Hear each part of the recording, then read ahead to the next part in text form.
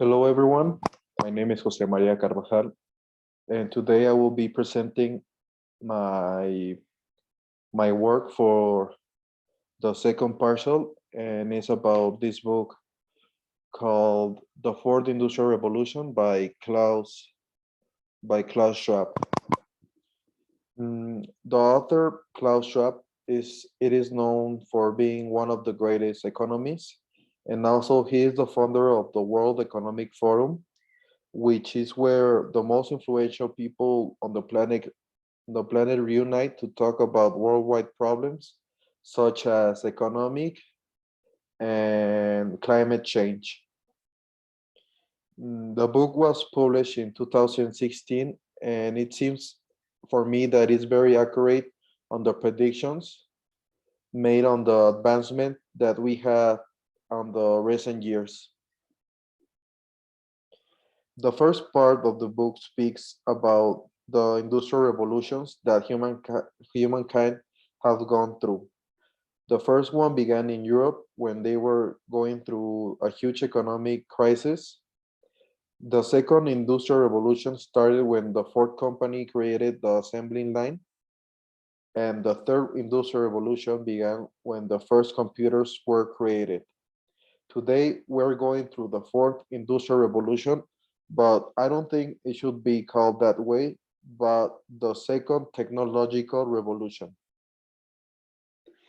The second chapter tells us how this revolution will occur, which path it will take, and other stuff, but making it for us very clear that this disruption will change everything as we know it.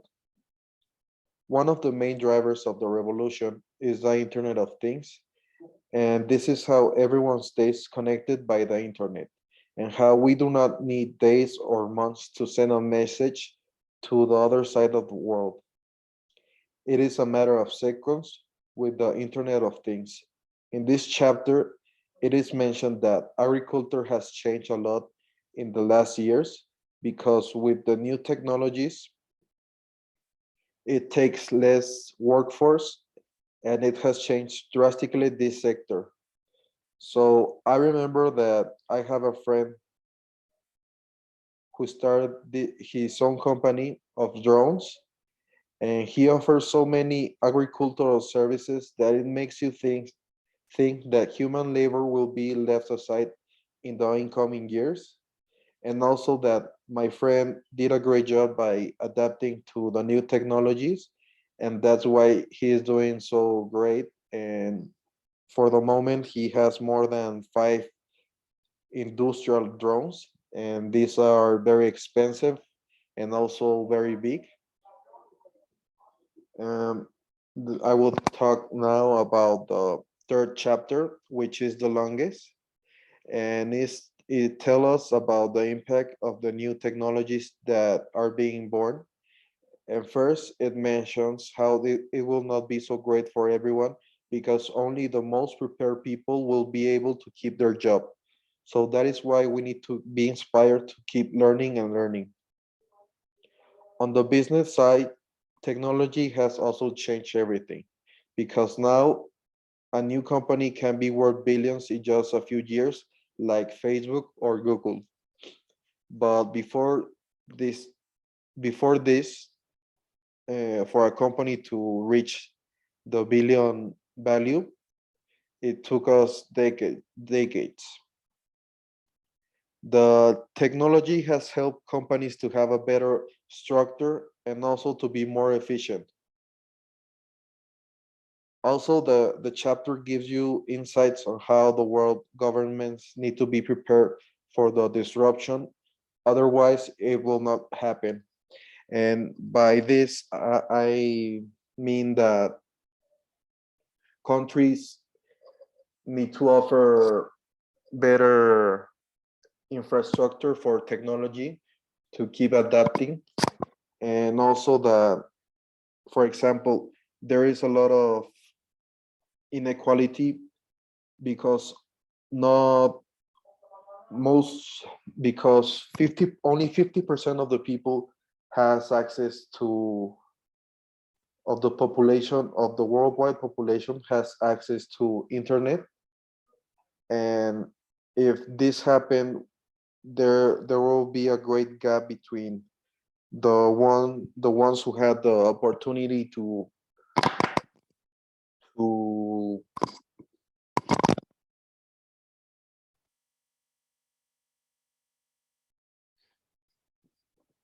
the ones who had the opportunity to adapt to this revolution. And also a very interesting part of the chapter is when they tell us about automated warfare, and it makes me think of a video that I watched last month, that there is a warfare convention where the most powerful people of the world are offered tons of new weapons, gadgets, missiles, and it is very shocking how most of the money of the US it is spent in war, and I mean more than 90% of the, no, less than that, at least 50% of the money of the US it is spent on war. And also the video that I saw mentioned this drone that can kill a person without causing a riot, and this drone does not need a human behind. It has its own face recognition system, and the gadget enters the target's head like a bullet, and to make sure the job is done, it creates a mini explosion right in the brain, causing instant death without causing physical damage, but only in the inside of the head. And the last part of the book teaches how to be mentally prepared for this revolution, because this is one of the most important aspects, because if we are not ready for this disruption that will have we will have a lot of problems, because mm, I don't know, there will be a great problem, because people will have mental issues,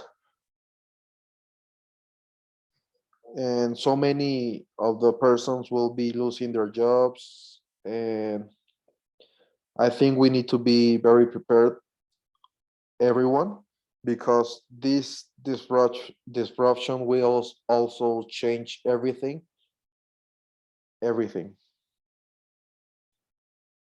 And in conclusion, for me, this book is very accurate, and I can catalog it as a manual for the future. It is very shocking the advancement in technology. No, it is very shocking that advancement technology has reached. But for me, that should not be all of our concerns, because we should also be aware of the next economic crisis that is happening because of climate change.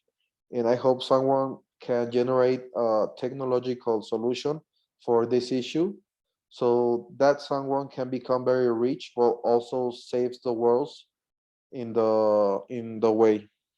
And yes, for me this is a very complicated issue, because every day the world keeps getting hotter and hotter, higher temperatures. So I think this the main part of this is also very related with the fourth industrial revolution, because without consumption there won't be these advancements. And I think everything is connected, but there should be a limit, or someone that manage these advancements, because, for example, as I mentioned before, the convention of warfare, these products keeps there keeps there every year there are better new weapons, and the weapons that were sold in the last year's convention are already old. And so I think there should be a control on how on the innovation of companies. And also a good example for me will be like the fast fashion companies that they they create new designs every day. And maybe I bought this t-shirt 2 weeks ago, and the trends will say that it's already old. And for me, that's why we need like to have a control on the new technologies, new products, on the innovations, most of it. But yes, for me, it is very related because without the consumption that we have as citizens, the companies wouldn't be innovating in these new technologies. And we need to be aware of that problem. Thank you.